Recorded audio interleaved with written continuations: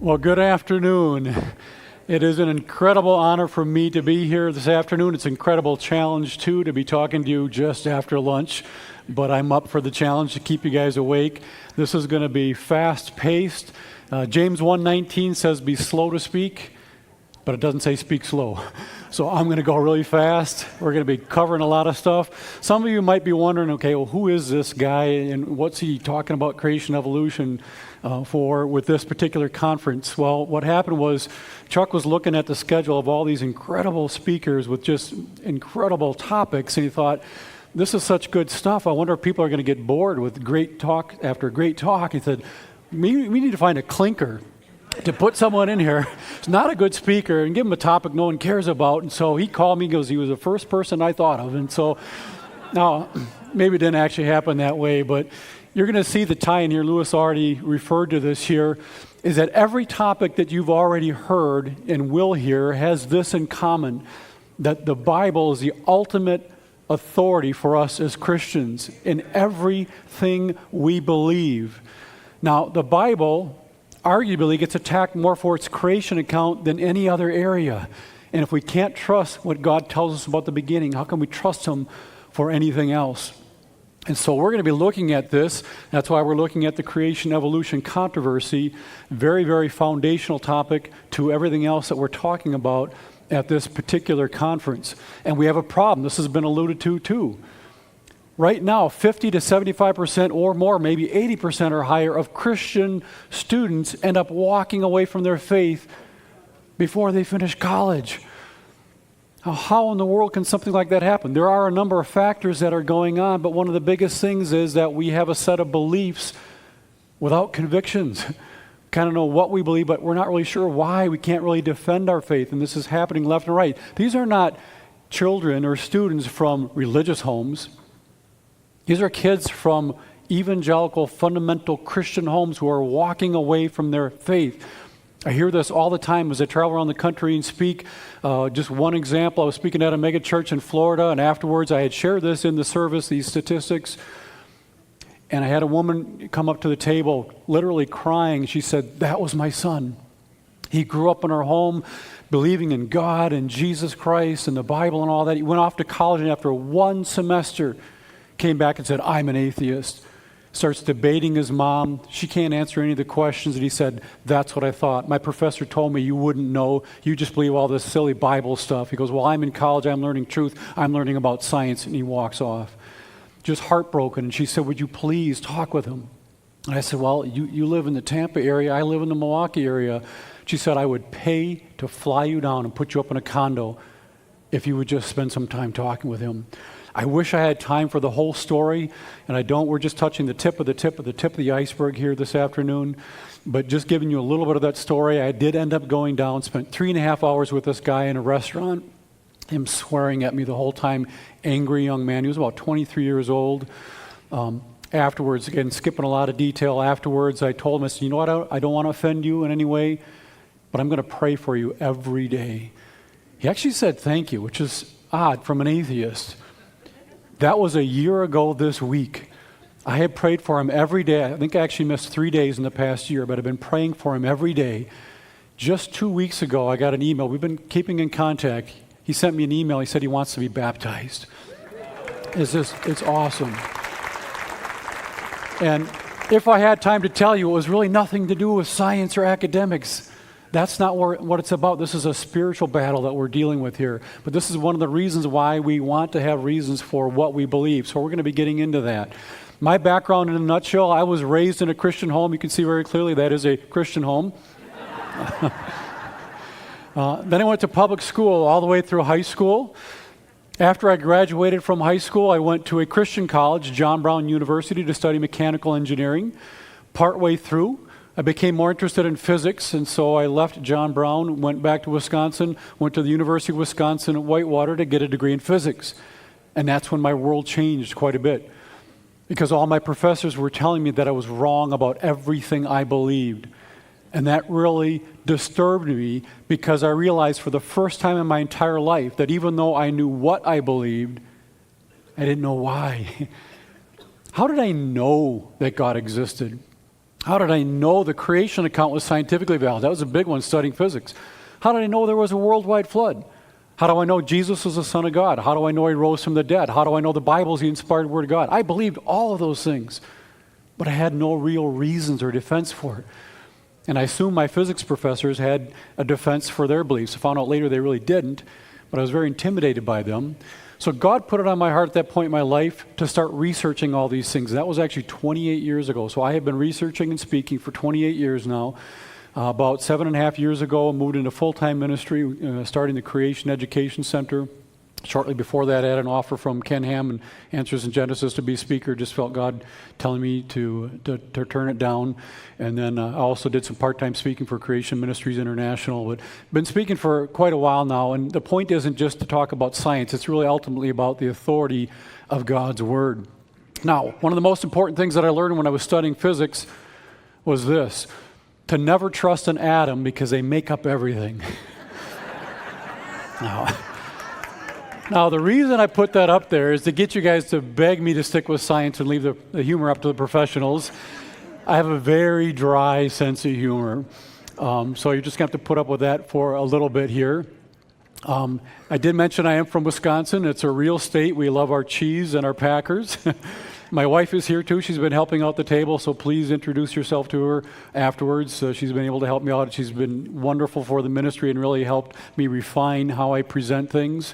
We know also in Wisconsin it gets cold. Last winter was really nasty. In fact, one day we actually got 2 feet of snow in one day. I warn you, you can leave now, otherwise you have yourself to blame. So it doesn't get any better than that. So downhill from here. But with this particular talk, I've actually coined a new term. We talk about apologetics, which is a defense of the Christian faith. And in science, we talk about genetics, DNA and things like that. Well, I'm combining them to call it apologenetics. Kind of a clever term here, using what we see in our physical bodies to defend the truths of Christianity and Scripture. Very, very exciting. Now, jumping into this particular talk here, how many of you have ever seen Are You Smarter Than a Fifth Grader? Quite a few of you have. Kind of a dangerous show to watch because you might find out that maybe you're not smarter than a fifth grader. But we're going to switch this up this afternoon and ask, are you smarter than a PhD scientist? Now, most people would say, well, of course not. I mean, those guys are brilliant. I honestly believe that after you hear the information in this talk, you truly will be smarter than the vast majority of PhD scientists on this planet when it comes to the creation-evolution controversy, because the majority of scientists out there are not studying evolution or the origin of the universe. They're brilliant men and women, but they're making food preservatives, rocket fuel, cell phones, good stuff, but they're not even studying this. Even the scientists who do study some of this, they specialize in certain areas, and a lot of them aren't even aware of this. So this is cutting-edge stuff. In fact, I went to a bioinformatics symposium at Cornell University 2 summers ago. It was 27 lectures in 3 days. It was intense. And I took a lot of that information and put it into this particular talk. And went back out to New York and spent time with Dr. John Sanford, Cornell University professor, and had him look at the presentation. He said, yep, it's accurate. And so this is exciting stuff that you're going to see here. Going to go through some background stuff and then get into the cutting-edge stuff towards the latter third of the talk here. Quick review. We don't have time to cover all 3 of these points here. I wish I had time, but we're going to at least cover the definition of evolution, because the word evolution is used in so many different ways. When I'm talking about evolution, I am not simply talking about change. We see change all the time. So when Christians say, oh, I don't believe in evolution, the skeptics and atheists say, what, are you crazy? We see change all the time, because they're equating evolution with change. They're the same thing. They're not the same thing. Evolution would require change, but it's a very specific type of change. So I'm not just talking about change. We see change all the time. No one denies that. I'm also not talking about different types of dogs and cats and horses, which we see that all the time, or different beaks that we see on finches that Darwin got very excited about. These are facts of science. Nobody denies them, but they have nothing to do with evolution as they're teaching it in the school systems and state universities. This is what I'm referring to by evolution, that supposedly about 3.8 billion years ago, non-living chemicals came together to form a living cell, which then changed into every other life form on this planet over millions and millions and millions and millions of years by accident. This, I personally believe, is a story that's told about the past. And I don't believe there's any real science behind it. We also refer to this as what we call molecules to man evolution.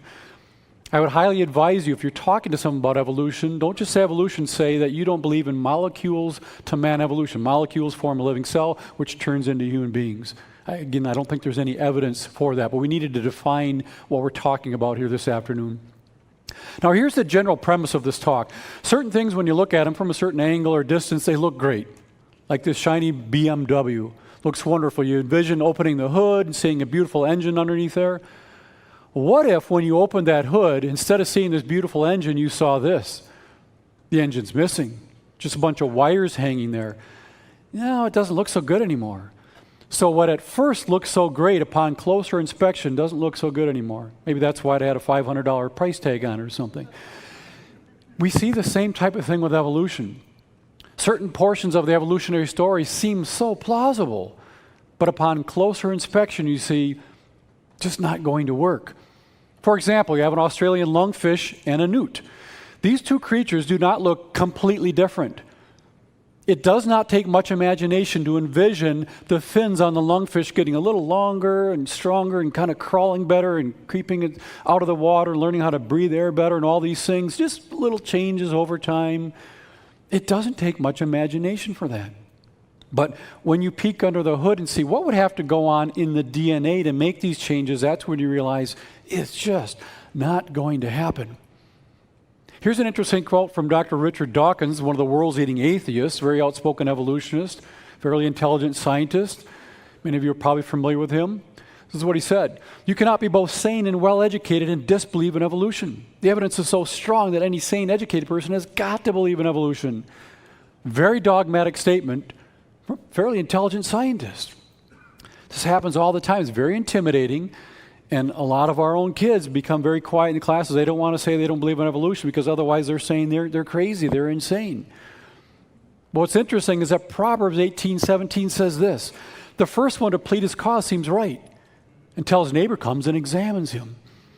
We've all been in those situations where you hear something and at first you're like, wow, that sounds pretty good. You can't argue with that. But then someone else says, well, wait a minute. Did you know about this? What about that? What about that? And you're like, oh, yeah, I didn't know that. Okay, that doesn't sound so good anymore.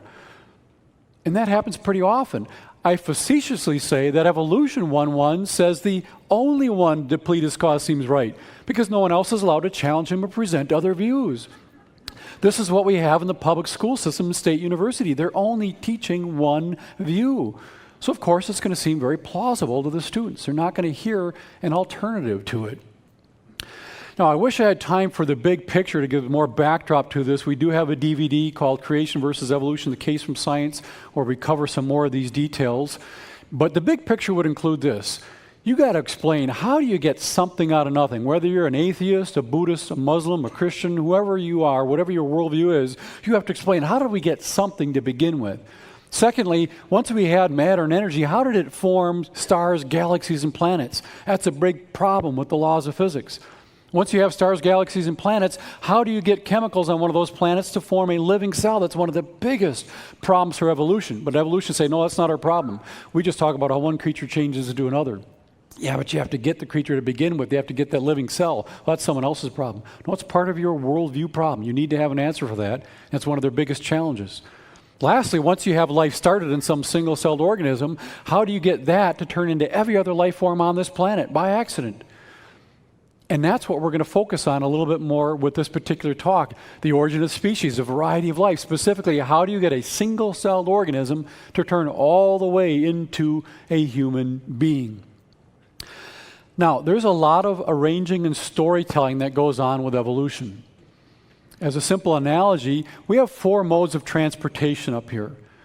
And we could arrange these things from simpler to more complex and discuss the evolution of the motorcycle.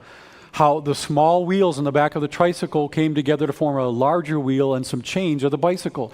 Then the chains of the bicycle moved into an electric motor of the scooter. And eventually the electric motor of the scooter moved forward and turned into a gas combustion engine. And that's how we got motorcycles. Now, we know that's a crazy story, but all I did is arrange these things in logical order and then told a nice story. And that's what we see with evolution quite a bit. For example, we have the evolution of the horse from Eohippus all the way to the modern horse. Here's an interesting quote from Dr. Niles Eldridge. He's a former curator at the American Museum of Natural History, very ardent evolutionist. This is what he said. I admit that an awful lot has gotten into the textbooks as though it were true.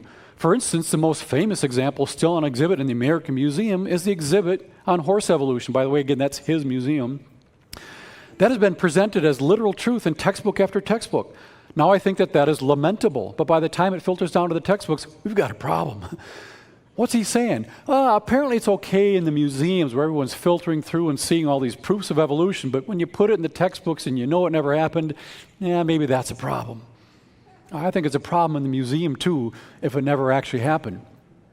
And then we have this example too, how fish evolved into amphibians over maybe 20 million years.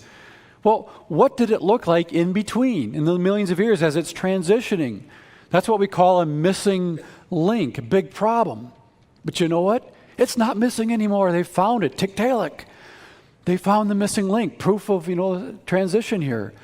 Actually, I don't have time to go into it. It's already been disqualified. It doesn't count. They just found another file, so it looked like it fit in between the other ones, so you put it in between the others, and you tell the story. But doing this isn't much different than doing this. Talking about how an Etch-a-Sketch evolved into an iPad. Because those two things don't look completely different. Yeah, there are some similarities there. What did it look like in between? Maybe something like that. Use your imagination. But we all know there's no way that the simple internal workings of an Etch-a-Sketch could, on their own by accident, turn into something as complex as an iPad. It's not going to happen. But those are the types of stories that we hear. So how do we get that single-celled organism to turn into a human being in almost 4 billion years, supposedly? Well, when we have children, our kids don't come out looking exactly like us. Changes happen. They may have similar hair color, eye colors, and things like that, but they don't look exactly like us. We know that changes happen. Well, there are two major types of changes that we see. We've got built-in variation, and we've got random mutations. Now, the built-in variation has to do with the genes and segments on our DNA. We've learned a lot about that. We kind of know what might happen depending upon which gene gets expressed and things like that. We kind of know what to expect there. The random mutations are accidental copying errors. Because they're accidental, we don't know what to expect there. So we're going to look at these two things. We're going to start looking at the built-in variation here. We have two dogs up on the screen. These are medium-length fur dogs. And they each have genes that code for fur length. They actually have 2 copies of each gene. We all have 2 copies of each gene. These dogs have 1 copy of a gene that makes long fur, 1 gene that makes short fur, and they happen to combine to make medium-length fur. Now, when they breed and reproduce, they each get to pass along 1 gene. They don't get to choose which one goes. One will go or the other. So when they breed, if they both pass on a gene for short fur, the puppy comes out with 2 genes, 2 copies, but they both make short fur. Doesn't matter which gene is expressed or even if they combine, it's going to have short fur. If they both pass on a gene to make long fur, then the puppy has to come out with long fur. Thirdly, if one passes on a gene for long fur, the other one passes on a gene for short fur, they will typically come out with medium-length fur, but it could be long or short depending upon which gene is expressed. So these genes can make a variety of features that we see in the dogs. It doesn't just make fur length, it does other things too. It makes big dogs, small dogs, long ears, short ears, all the features that we see in dogs are all pre-coded there in the DNA. Okay, now if you look at these 2 sets of animals, you can ask yourself, which set do the animals look more like each other? They're more similar. Pretty obvious. The animals in set A look a lot more like each other than the animals in set B. Why is that? Because the animals in set A are really all the same kind of animal. Genesis chapter 1 says 10 times that God would create creatures to reproduce after their kind. And today, dogs, dingoes, coyotes, and wolves can all breed together because they're the same kind of animal. For example, you can breed a dog and a wolf, and guess what you get? You get a wolf dog. It's real science. It actually happens. But you can breed a wolf and a dog until you're blue in the face, and you're never going to get an ostrich. Because they don't have genes to make fur or feathers and beaks. Just, it can't happen. Now, there's some other animals you can breed together. You can breed a zebra and a donkey to get a zonkey. It sounds pretty funny, but this is actually real science. Why? Are those completely different animals? No, it's pretty much the same animal. One just has a nice paint job. You could also breed a lion and a tiger, and you get a liger. Sounds funny, but why? Because they're both large cats. But what you can't do is breed a lion and a kangaroo to give you a liangaroo. That's not going to happen. Why? Because they're not the same kind of animal. We don't expect that.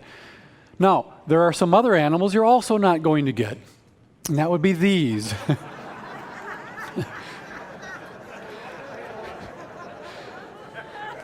This is what happens when you have Photoshop and too much time on your hands, of which I have neither. I didn't do these. I got them off the internet, but they're fun because you can tell it's just not going to happen. They're not the same kinds of animals. Well, that was a built-in variation. So let's take a look at these random mutations now. What's going on there? We are now transformed into a state university classroom, or maybe a public high school science classroom.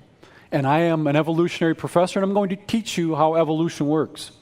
So picture yourself sitting in that class, and I'm going to show you how evolution works. We have an organism up there. It's going to reproduce itself. It has DNA, so it has to copy its DNA to make the children. So it copies its DNA, and the children come out, and the children look pretty much like the parents because it's the same DNA. Then the children have children, which are the grandchildren, and they come out looking pretty much like the parents and the grandparents because it's the same DNA. Then the grandchildren reproduce, and they have great-grandchildren, and oops, something's going on here. We got some significant mutations, copying errors happening here. And you can see that some of these copies and mutations are bad. Some of them are good. Then natural selection comes along like a superhero, wipes out the bad changes, and keeps the good ones. And then reproduction continues. The new good ones make more of themselves, and then the original ones make more of themselves. And imagine this continuing on for millions and millions of years. Can you imagine the great variety of life we would have on this planet? I guarantee you, the non-Christian students sitting in this classroom say, you know what, that makes perfect sense to me. It's proof of evolution. You can't argue with that. But I guarantee you, the Christian students sitting in this classroom says, that makes perfect sense to me. Can't argue with that. I guess the Bible isn't quite right. You know, the Bible was written a long time ago, you know, people dragging their wives out of caves and, you know, Bedouins in the deserts, and they weren't too smart, so God made up this story about 6-day creation, and can't really take that seriously. And we know the flood didn't happen because where did all that water come from? Where did all that water go? How did you get all those animals in the ark? And that didn't really happen, so we'll kind of write that off. And so the Bible's not meant to be taken that way seriously anyway. It's just this thing about faith, and it can be really interpreted any way you want. So there's a slippery slope. And many then end up just walking away completely. Why hold on to the Jesus stuff? If it's wrong about history, how do we know it's right about the spiritual issues? And so many of them walk away because this makes a lot of sense to them.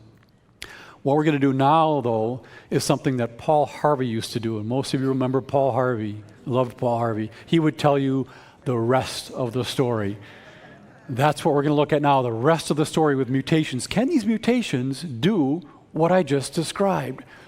Very interesting. I'm going to make 3 major points about mutations here. First of all, that they're purposeless, undirected, and random. Secondly, that they occur in the DNA. And thirdly, that they are almost entirely detrimental or bad. I'm going to talk about each one of these in turn very quickly here. First point, that they're undirected. They're random. Very interesting. Here's an interesting quote from Nova Online, a very strong evolutionary source.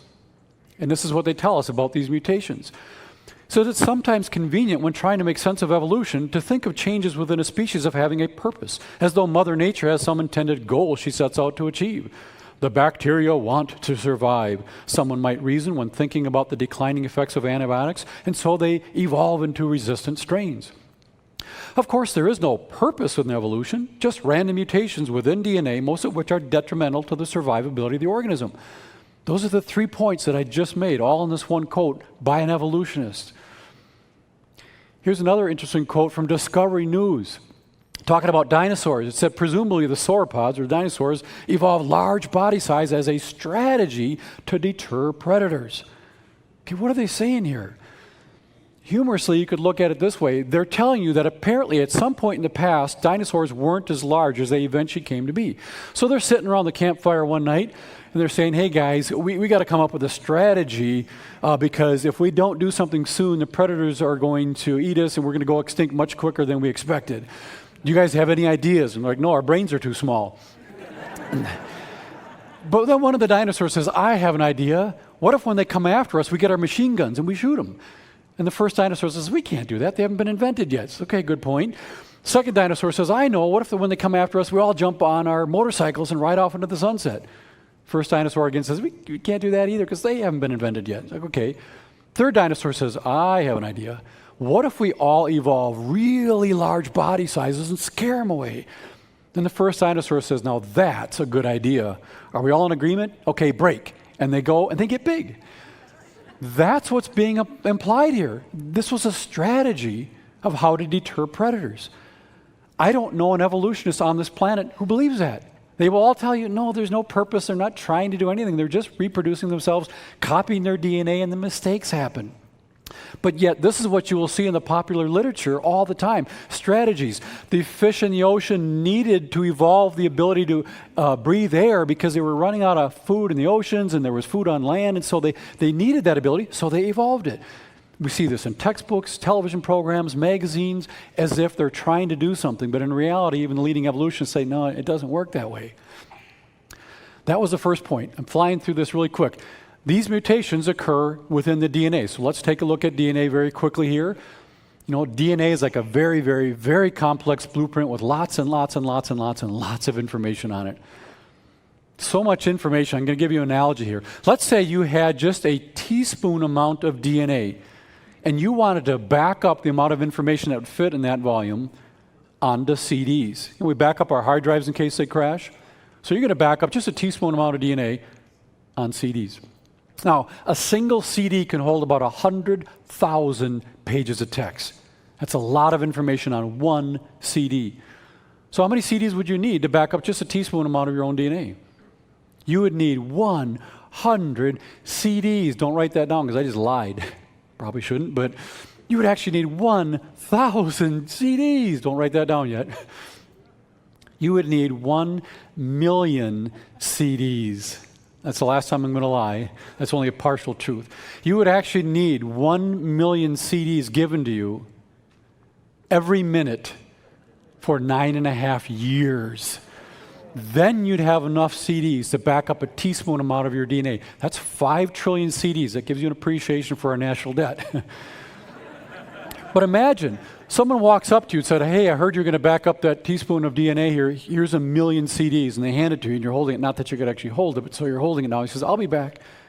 They come back a minute later, here's another 1 million. Now you're holding 2 stacks. I'll be back. They do that every minute for 9.5 years. Can you imagine how annoying that would be? But then you'd finally have enough storage space to back up that much DNA. But you know what? They'll take our tax dollars and they'll tell our kids that this all happened by accident, there is no God. Our kids walk away from their faith and we say, thank you very much. We're paying them to help them walk away from their faith. I don't think it's the public school teacher's fault. I don't think it's the state university's fault. They can aid in this process. I don't think it's pastors' faults. I think it's largely our fault as Christians. We're to be mentoring our children and giving them answers so that when they hear things like that in school, they say, I knew you were going to say that, but here's the response. But we drop the ball because we can't give our kids something that we don't have. When we don't have answers, well, I don't need all that. I just believe the Bible. Maybe that works for you, but then you can't witness anyone and you can't mentor your children. And it's no shock that they're walking away left and right because we don't tell them why we believe what we believe. Go off on a tangent there. Got to get back to the talk here. DNA, we know it's like a coiled up ladder there. It's like a set of encyclopedias. And the rungs on this ladder, each rung is like a letter from the set of encyclopedias. That's what we call a nucleotide, a single rung there. You put a bunch of these rungs together, and that's what words would be, the groupings of these nucleotides. Then the chapters are represented by thousands or tens of thousands of these rungs, And then you get a volume, a single volume out of that set of encyclopedias. That's what we call a chromosome, which is like thousands of genes or thousands of chapters. And finally, the entire set of encyclopedias, that's what we call the genome. For people, we call it the human genome. You've all heard that phrase. That's how DNA is structured, a little biology 101 there. Move on very quickly here. Get to the last portion here. This is the most interesting part. That these mutations, these accidental copying errors, are largely detrimental or bad. And here's how the story of evolution goes. The little analogy I'm going to give you here comes from Dr. John Sanford, Cornell University professor. He's the one that invited me to the bioinformatics symposium originally, and then I went out and spent time with him to kind of vet this talk to make sure it was, perfectly accurate. Here's his analogy. He said, let's say the amount, it comes from his book, Genetic Entropy, and a new version is just coming out. He's mailing me a copy, so it's just coming out, but a fantastic book, a lot of information in it. But he said, let's say that the amount of information in a single-cell bacteria is about the amount of information in a biochemistry textbook. Now, we know there's a lot of information in that textbook, and that's about how much information is in a single-cell bacteria. There's no simple cells. There's a lot of information, but remember, we have to turn that cell into a human being, which has even more information in it. So we can't just copy that cell. We got to do something to it to change it into a human being. Well, here's a page from that biochemistry textbook, and there's a text there. Now, again, if we just kept copying this textbook perfectly, 1,000,000 years from now, we just have lots more of these textbooks. It'd be exactly the same. So we can't do that. We have to make changes. Well, what are these changes? We've been talking about them. They're the mutations, the accidental copying errors. Well, here's some examples of these mutations. First of all, we have a duplication mutation. Up towards the top there, I've added an extra T in the word the. Now, if you were reading that textbook, you'd say, oh, I know it's just the word the. It's just a typo. That's not how our genes work. It would look at that and say, I've never seen that before. I don't know what it is, and would skip it. Then we have a deletion mutation. We delete the letter E in energy. It doesn't spell energy anymore. Again, you'd say, okay, there's something happened there. It's really the word energy. No, our genes wouldn't know that. And then you have a substitution. You take the N and an electron and put a Y in there instead. What's interesting is you could ask a kindergartner. This is a really important point. You could ask a kindergartner, hey, what's your favorite book? And then they tell you what book they like. You say, if we were to take your book and just randomly open to whatever page, stick our finger in there, whatever letter we touch, we just delete that letter, or change it to a different letter, or reverse it or whatever. We just keep doing that to your book over time. What would happen to your book? Would it get better and better and better? A kindergartner will tell you no. It would get worse and worse. In fact, it wouldn't take long. I wouldn't be able to read it at all. A kindergartner will understand that. You have to be highly educated to not get this. And I really don't want to be sarcastic because I have a lot of respect for the scientists that are out there. This is not an academic debate. All the skeptics that I know, they're plenty brilliant. A lot of them are a lot more intelligent than I am. It's not that they're lacking facts. Their worldview is off, and that's what they're using to interpret the facts. So instead of attacking the facts, we need to be asking questions about their worldview, because this stuff is so clear to us. Again, Romans chapter 1, starting about verse 19 on, will explain why they don't see it this way, because they've already rejected God. There are no atheists. Everybody knows that God exists because God has made it plain to them, but some have chosen to reject that knowledge, and they call themselves atheists, and because of that, God has given them over to reprobate thinking, professing themselves to be wise, they become fools. That's not name-calling. God is talking about their thinking process. So when you throw these raw facts at them and they say, I don't see it as evidence for God, don't get frustrated. It's not about the facts. It's about their worldview, and it's a spiritual issue. But the challenge for evolution gets worse than what we've just talked about. This is where we get into some cutting-edge stuff from DNA science. Really, really interesting.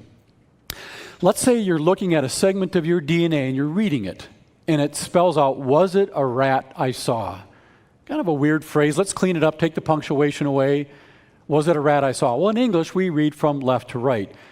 But you may have already noticed you could read this backwards. Was it a rat I saw? It's called a palindrome. You can read it forwards and backwards. It's kind of fun.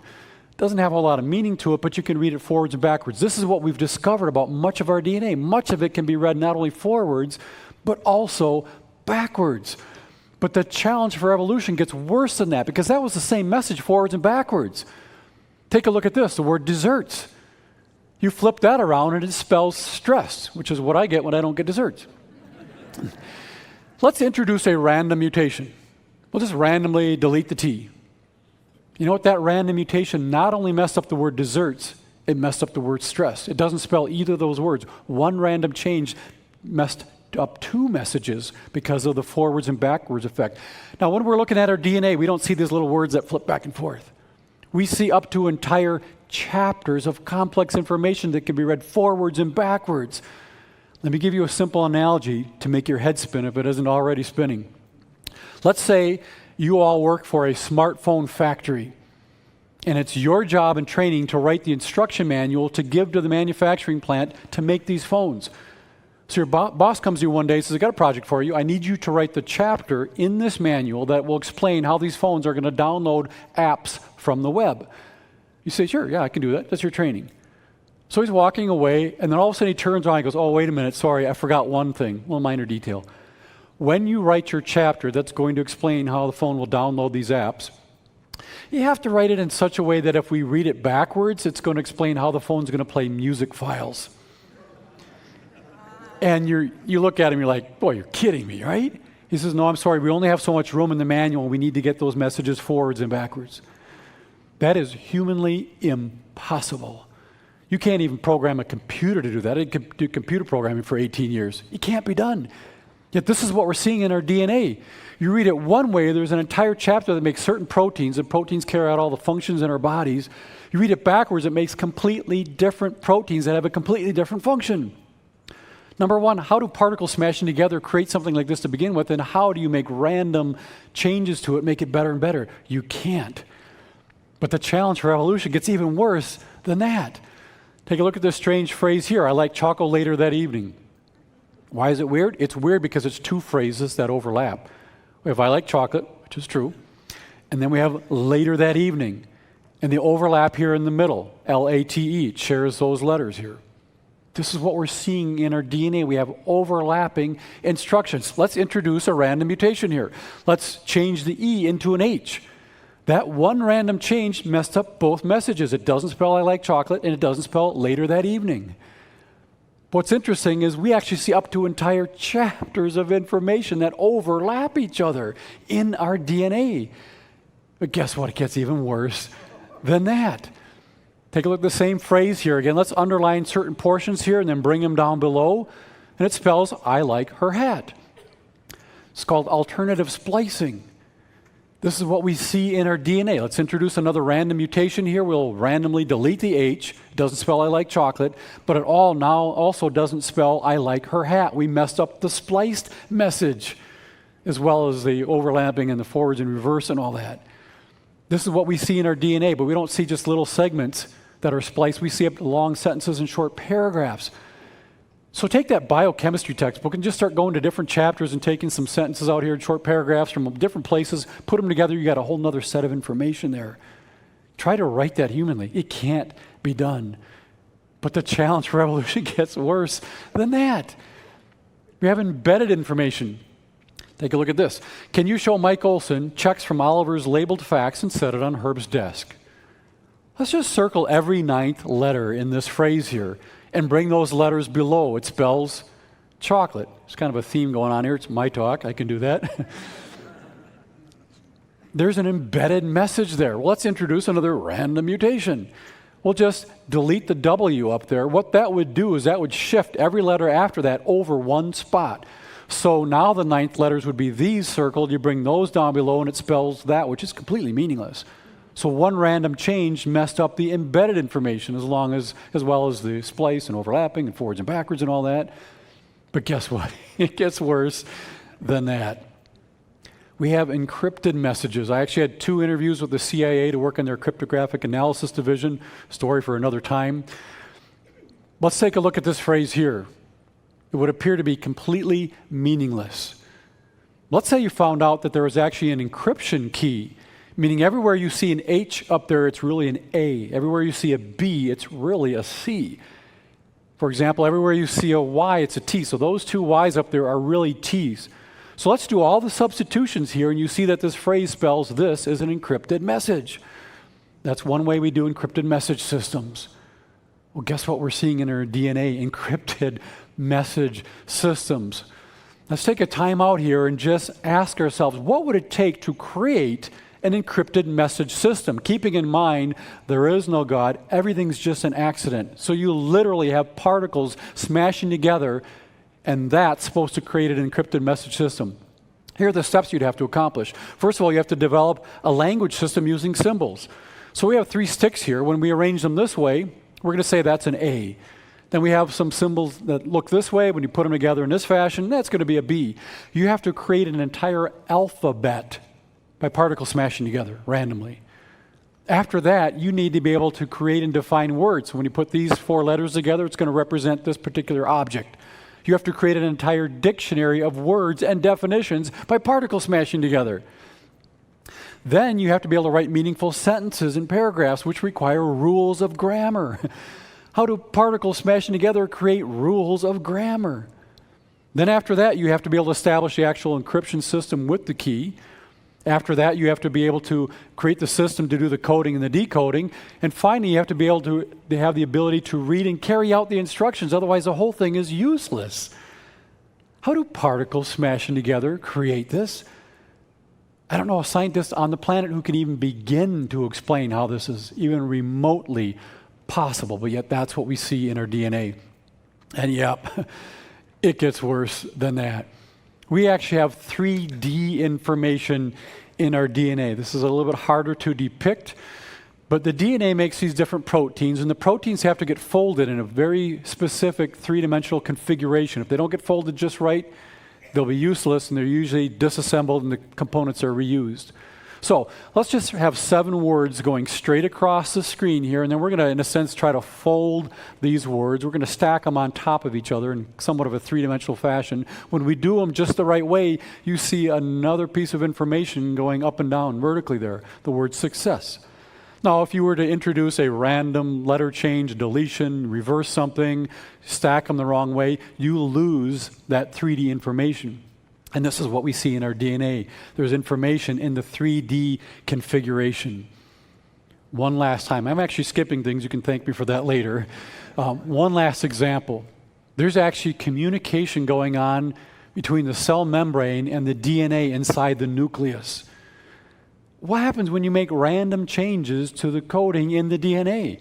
How is the cell membrane going to know that? The DNA would have to say, hey, membrane, just so you know, we made these random changes. You need to keep that in mind as you communicate with us. How's that going to be coordinated? It's not, but yet this is what we see going on. There's a whole other area called epigenetics, which is information outside the DNA. It's just, it even almost blows this away. It's something relatively new, and scientists are really grappling with that, but it just gets more and more complex. But even with all of that, I have proof that evolution is true. You are 98% similar in your DNA to chimpanzees. How many of you have ever heard anything like that? 97, 95, 98, quite a few of you. It's all magazines, television programs, and all that, and the school system's proof that we're related to the chimpanzees. PBS said that this difference, the small difference between chimps and humans, it amounts to just a couple of spelling errors. What does that mean? That means you take the chimp genome, very, very complex, just introduce a couple of spelling errors, these random changes we've been talking about, and voila, you have a human being. That makes no sense whatsoever.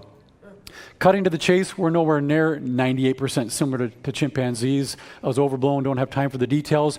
Now they say maybe 70%. That's a problem for them. They think, according to evolution, we should be 70% similar to a chicken. Now we're only 70% similar to a chimpanzee. Big problem for them. But let's humor them. Let's say we actually are 98% similar. Even if you're not smarter than a 5th grader, you know if we're 98% similar, we are 2% different. Well, the human genome inside each cell, just a single strand, the complex of DNA inside the nucleus, is equivalent to about 3 billion letters written out. 2% difference of 3 billion letters is 60 million letters, 60 million differences, 60 million changes. 60 million letters is equivalent to about 5,200-page books of information. Okay, too many numbers, what's going on? You take the chimp genome, you introduce 60 million random changes that we just talked about, that produces 50 new 200-page books of brand new information, all working together wonderfully to create a human being. Are those random changes ever going to do that or you can come close? No. Not in your wildest imagination, but that's what they teach.